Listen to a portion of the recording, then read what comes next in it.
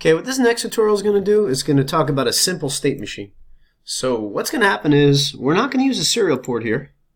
We're actually going to use a simple like state machine. What that means is I'm going to hit the button once. It's going to start off at 1. When I hit the button again, it's going to be equal to 2. And when I hit the button again, the state will be equal to 3. We're going to save these numbers in a variable called current state. And based on that current state, what we're going to do for 1 is they're both going to be off. For 2, the green is going to be on. For 3, the red is going to be on. Let's do one more. Let's say for 4,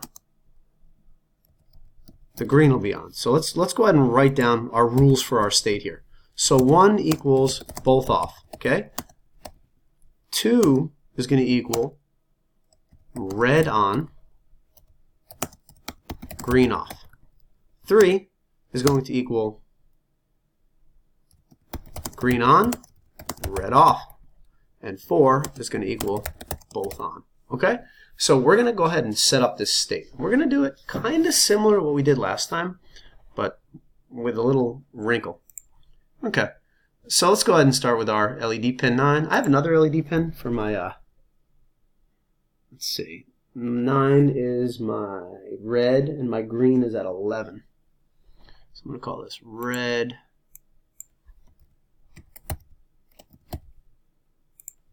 and then int green LED pin, and that's at 11, okay? Button pin is at 7. Blinks, this is from last time. We're not going to use this. We're going to call it int state, and we're going to start off at 1, okay? And this is my state machine. It's weird. It's a variable. It's an integer, but it's actually a state machine. And we're going to build a logic around that state machine, okay?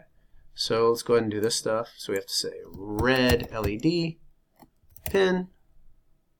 I'm going to copy this because I'm lazy. We're going to call this green. And then we have the button pin and the serial port. We'll just print out our current state. Okay, so let's do our loop. This whole thing's going to work on button presses. So we're going to do our usual int button state equals digital read button pin. So now it's, we're going to save whether they pressed it or not. We're going to say if button state is equal to 0, it means we pressed it. Okay. So what do we want to do here? Here's where the funky stuff is going to go. Okay, it's going to be a little tricky. First thing we're going to do is we're going to code for the 1 state. So we're going to say if, and if we go up here, state. Now state has nothing to do with like New Jersey, New York, Connecticut, California, Ohio, Idaho. Not that kind of state, different kind of state. If state is equal to 1. What does this mean? Well, if state is equal to 1, let's do this. This bothers me. If state is equal to 1, this means turn the state to 2.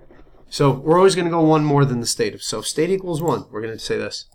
State equals state plus 1. Or you could say state equals 2. Doesn't matter. If you had a really huge finite state machine, you'd want to probably just add. And then what should happen in state 2? Let's look at our document. So in state 2, red is on, green is off. So let's go ahead and do that. We're going to say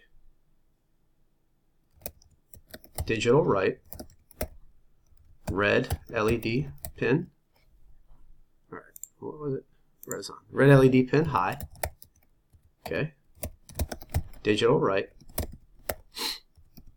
green LED pin low. So this will go ahead and set up that state, okay? So that's if state is 1. Okay, we're going to do another one. Else if state is equal to, this is a good time for select case as well. That's a different logic structure, which I'm not teaching right now. If you want to look it up, it would probably be nice for this. Else if state equals 2. Made one for us, that's nice. Okay. I'm going to copy this. Okay. Paste it here. Now what should happen? Well, states is always equal state plus 1. So that'll bring it to 3. And what should we do in state 3? Green on, red off. So red is off, green is on. Okay, that's 2. Let's go ahead and do the next one. Just copy and paste this here.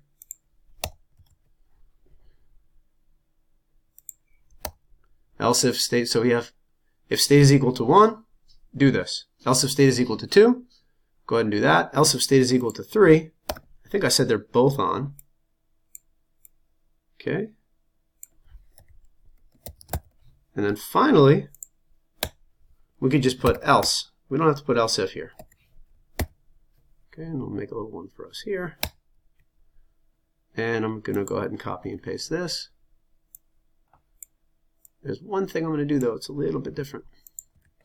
Now, we've been adding 1 to the state the whole time. Adding 1 to the state, adding 1 to the state. Here, we're not going to add 1 to the state. So it's 4. We're going to put it back to 1. So what this does is this resets the machine back to 1 and sends it in a circle. So if we look at this, it'll go 1, 2, 3, 4, and then back to 1. And yeah, that's it. Okay. That's if it's already, if it's, so what happened is, we're at 3, we go to 4, then we press it again. It'll be 4, like that. So let's go ahead and test it out. Let's go ahead and upload this. Let's say, do we close everything? I don't know. All right. So again, let's just quickly run through the logic, just so you understand it. So if we press the button, read the button. If we press the button, if the state is 1, that's what we're starting out as. That means they're both off. We're going to go ahead and make the state 2. And we're going to turn it 1 on, 1 off. If the state is 2, we're going to make it 3. We're going to make the red on and the green off. If the state is 3, we're going to make it 4. And then 4, they're both on. Okay? Else, that means what? The state is equal to 4. Okay? We can do this if you really want to.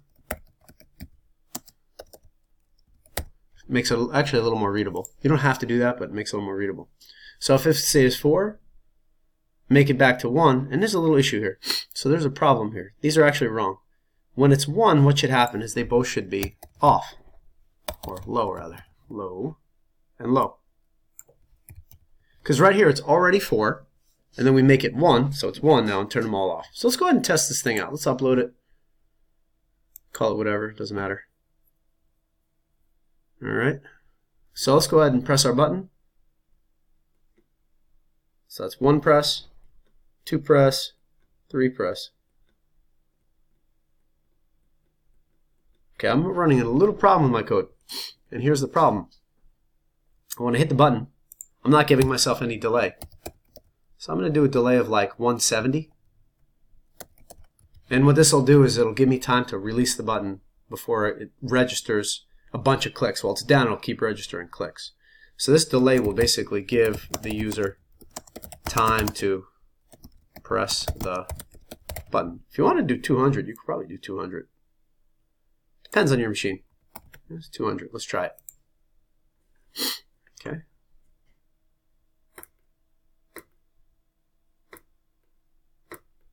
Alright, so that's a little not good. Let's do 170.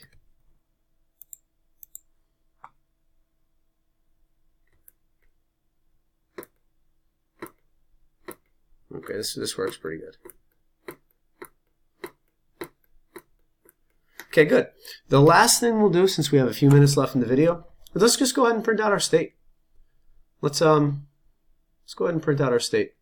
We will print it out here.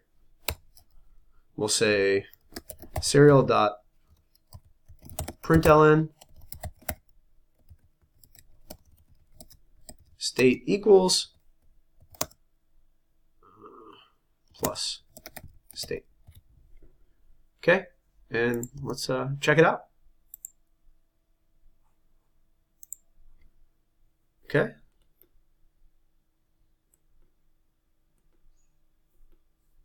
It doesn't like that. Let's just do this. There you go.